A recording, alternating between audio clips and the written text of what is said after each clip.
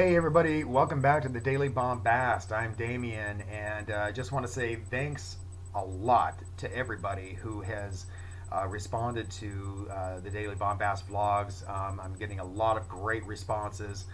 Leave comments below, please do. Feel free to leave comments. I love hearing from you. But yeah, keep sharing it. If you like the videos, share them. Keep liking it. Keep sharing it on Facebook and retweeting on Twitter. And don't forget to subscribe if you have a Google account. Subscribe at YouTube. Because and one of the things is on Facebook. If you go to the Daily Bombast page, and the area where you click to like. If you click on it again, you can drop that menu down and it'll say get notifications. And because the Daily Bombast is daily, I'm going to be doing these things on a daily basis. And this way, the Daily Bombast videos will pop up in your notifications rather than just hoping that it's going to show up on your timeline. So yeah, do that. And with that done and out of the way, I think I'm going to get right into what I want to talk about today. And it's something that I had been meaning to talk about for a while because, really nobody's talking about it. And so I think it's something that it really deserves to be talked about. What I'm talking about here is the Ebola crisis. Yeah, nobody's talking about that.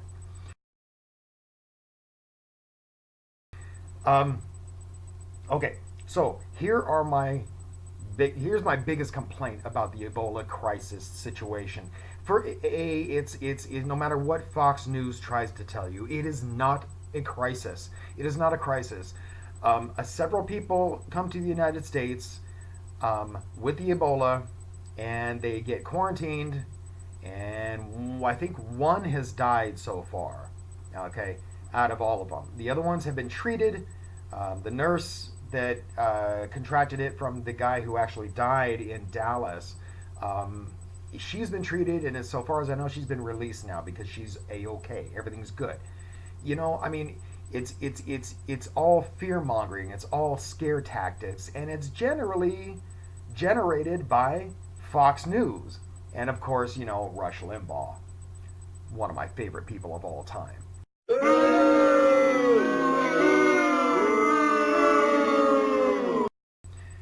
You know, um, but one thing that I think that people are not recognizing here is that history does repeat itself. We're at the midterm elections, you know, and notoriously speaking, liberals will not go out and vote during the midterms. I'm not entirely sure why that is, but it's just generally accepted that liberals don't go out and vote during the midterms. But but here's the deal: is that then we have the audacity to sit there and wonder why things don't change. The libertarian or the libertarians, excuse me, not the libertarians. The liberals will sit there and whine and complain that that the conservatives are making too much noise and this and that. Well, that can be changed if you go out and vote. So go out and vote. It's the midterm elections. I wouldn't say it's necessarily as important as, say, the presidential election and that kind of thing, but it is pretty important. Get out there and vote. You have the right. Go do it.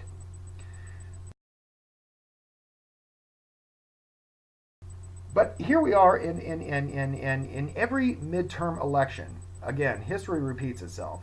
Every midterm election, there's always some huge crisis that's going on where the conservatives will blast the current administration for what they deem inappropriate. Um, that they're trying to discredit the current administration in some way. That they're not doing something that they should be doing. And I get that, and honestly, the liberals did it back when George Bush was in office too. The midterm elections, it always happens, Now we've got the Ebola crisis. Prior to the Ebola crisis, it was ISIS was banging on our door in Texas. You don't hear about about ISIS anymore, do you? Or ISIL, or whatever they're calling themselves these days. You don't hear about that anymore. They're still around, I guarantee you. But see, it's not a news story anymore because it can't scare the hell out of middle class white male Americans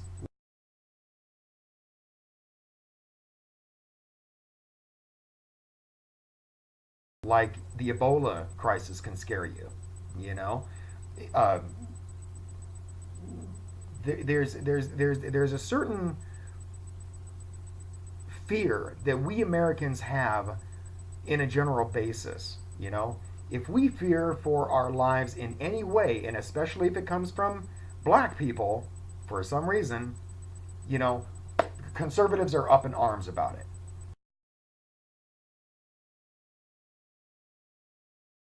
You know, right now it's the Ebola crisis, which is obviously coming out of Africa, right?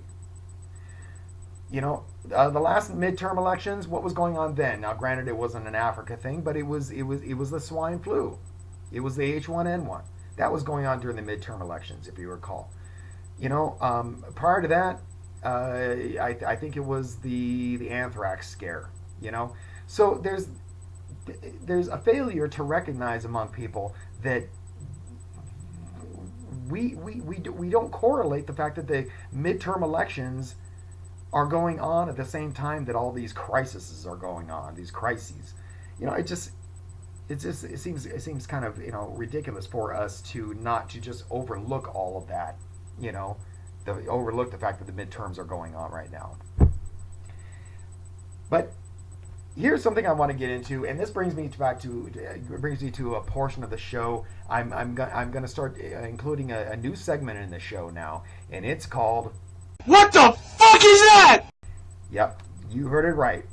So today on Fox News, okay, there was a guest on their show Outnumbered, and their guest was asked about his opinion on the Ebola crisis.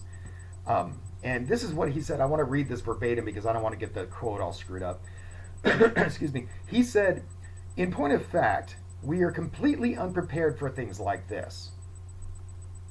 Really? No, we're not. We can't even take the simple precaution of not letting anybody from a certain part of Africa come into America before you pass a health test. The fact this doctor and this nurse in Dallas were just allowed to run around is lunacy. Now, if this was a doctor who had been on the show, I could almost understand where he was coming from. It wouldn't necessarily jive with what other doctors are saying and people from the CDC are saying, but you know what? At least he would have the credibility of being an actual doctor. No, who said this today?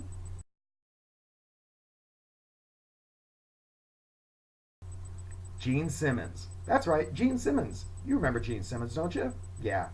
You might remember, if you don't remember Gene Simmons, maybe you'll remember Gene Simmons from Kiss, right? The guy who wore the demon makeup, spit blood, had a long tongue, and breathed fire.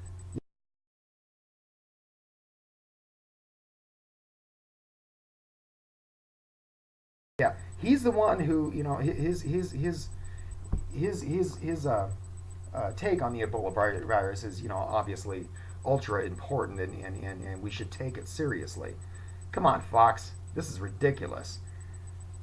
First of all, he states in here, he said that, people can't even come into America before you pass a health test. Okay, well, you were complaining, the conservatives were complaining when when there was when there was no restriction to air travel. Now, the Department of Homeland Security has, excuse me, um, so now the Department of Homeland Security have set up like 5 checkpoints for all flights coming in from certain areas of Africa. Those checkpoints are major international airports. We're talking about Kennedy Airport, New York, Washington Dulles International, Hartsfield Jackson International, and Newark Liberty International. And all these travelers that are coming in from Guinea, Liberia, and Sierra Leone, they have to go through one of these 5 airports in order to get into the United States. And when they go there, they have to go through a special screening. If they don't, if they refuse to do that, then they're shipped out of America. I mean, it just doesn't happen. So there are precautions that are being taken. So, Gene Simmons, thanks for your input. Stick to what you know best, making money. All right. So, anyway, I think that's about all I want to talk about today. Thanks for coming by and taking it all in again with me. I will be back on Monday. The Daily Bombast, by the way, the schedule is going to be Monday through Friday. There's going to be one exception to that, and I mentioned in yesterday's video that we are in the process of going through escrow with my house, and so around the 21st or so, we're hoping to have the house closed by then and the sale done. At that point, my wife and I are moving out to Las Vegas, fabulous Las Vegas, land of heat and sand and wind and rattlesnakes. Um, but we are going to take a road trip from Florida, where we currently live, and we're going to go all the way out to Anaheim in California to visit some people and to, yes, go to Disneyland. We've got to go to Disneyland. And then we are heading back toward Vegas. I'm going to be taking the Daily Bombast on a road trip. So that will be a daily thing, including the weekends. So kind of looking forward to that. So anyway, so thanks again for watching, and I will see you soon. Again, thank you very much for watching and sharing and retweeting and subscribing. Subscribe on YouTube, please.